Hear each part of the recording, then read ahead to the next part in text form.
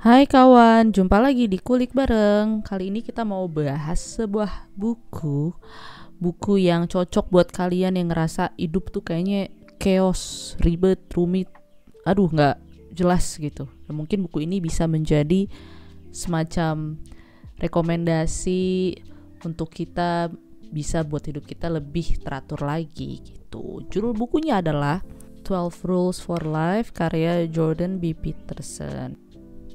Oke deh, nah sebelum kita mulai tolong banget di subscribe channel ini agar kita semangat terus bikin kontennya di tiap minggunya. Oke, dan without further ado, yuk kita mulai.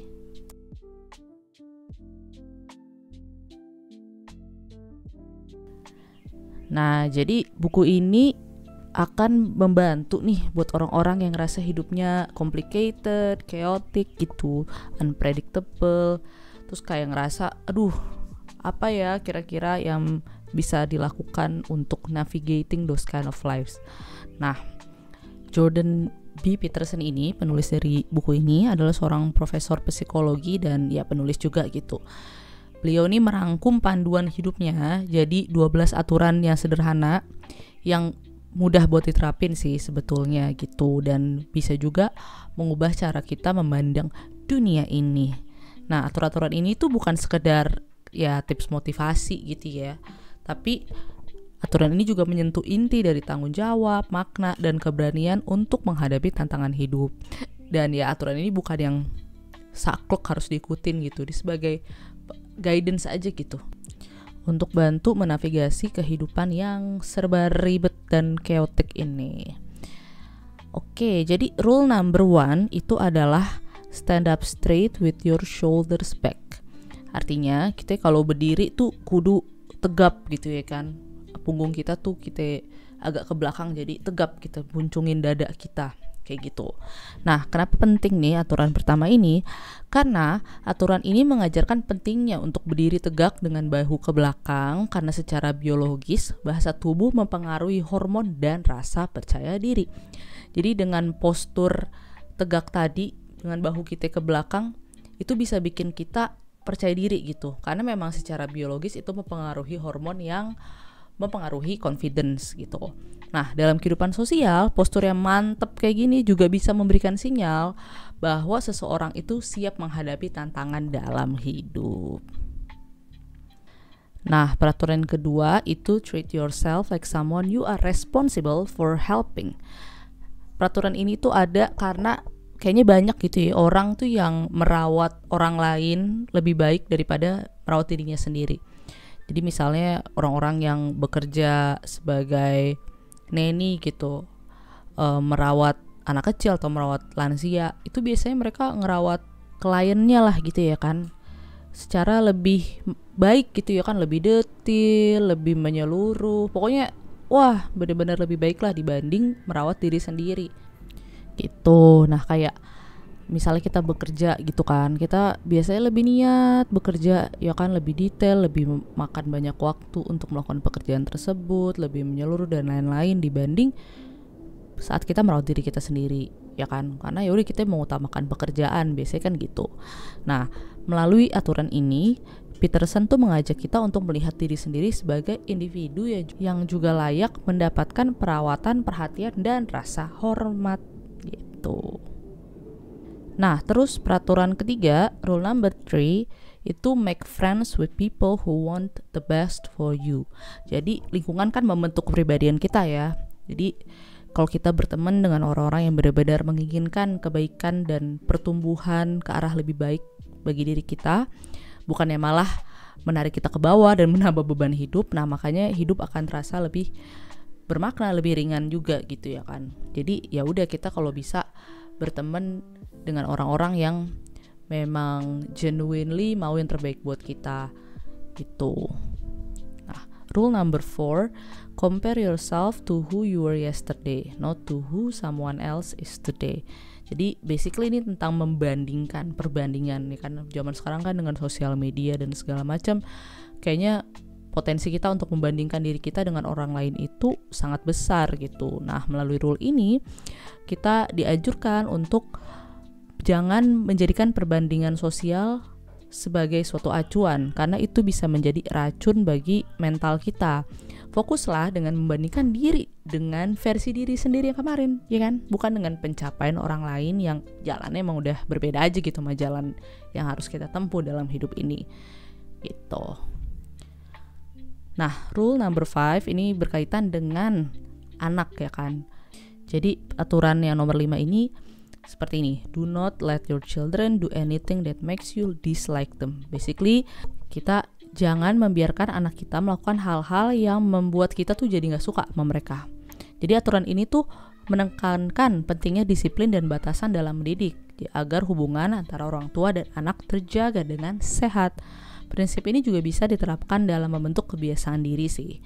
Jadi kita jangan sampai membuat diri kita melakukan hal yang kita gak suka gitu, dalam konteks untuk membentuk kebiasaan diri ya. Nah kalau buat anak ya jangan sampai kita biarkan anak kita melakukan hal-hal yang kita gak suka. Jadi hubungan anak dan orang tua itu juga bisa jadi lebih baik lagi. Nah terus rule number 6, peraturan yang ke-6, katanya set your house in a perfect order before you criticize the world. Ini basically mengajarkan kita nih, menganjurkan ya kan, sebelum kita mengkritik keadaan dunia, kita beresin dulu deh masalah-masalah pribadi yang ada di dalam hidup kita, ya kan, yang ada di depan mata kita. Jadi kita atur tuh rumah kita sendiri, ya kan, quote unquote rumah kita sendiri, sebagai langkah awal untuk menuju perubahan yang nyata. Nah, rule number 7, aturan yang ke-7 adalah pursue what is meaningful, not what is expedient. Maksudnya apa sih? Maksudnya pilihlah jalan yang bermakna, meski seringkali terlihat lebih sulit dan memakan waktu dibanding mengejar kepuasan yang instan.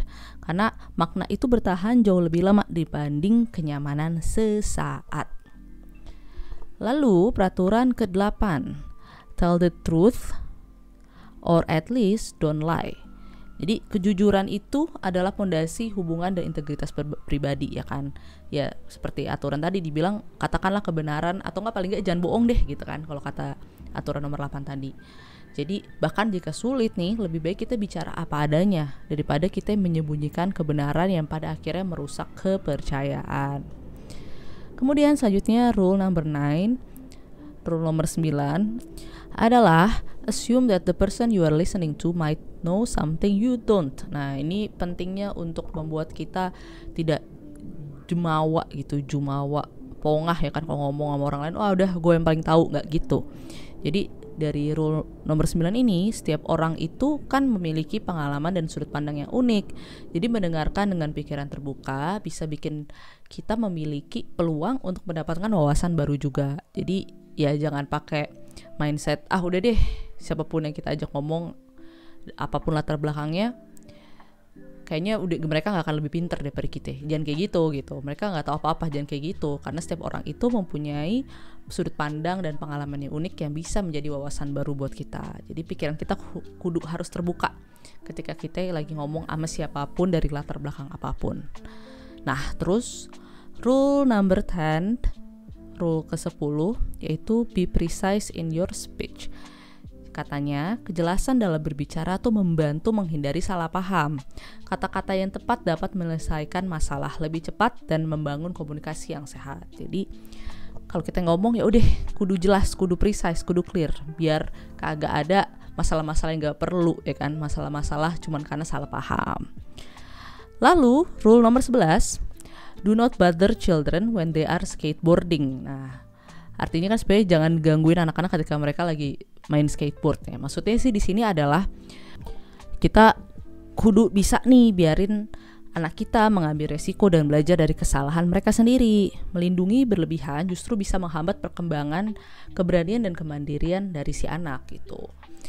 Nah, terus yang terakhir rule number 12, pet a cat when you encounter one on the street. Nah, ini kan kalau diartiin maksudnya kita kudu menyayangi kucing ketika kita ketemu sama kucing di jalan gitu ya. Kita kudu ya di-petting gitu ya, disayang-sayang gitu.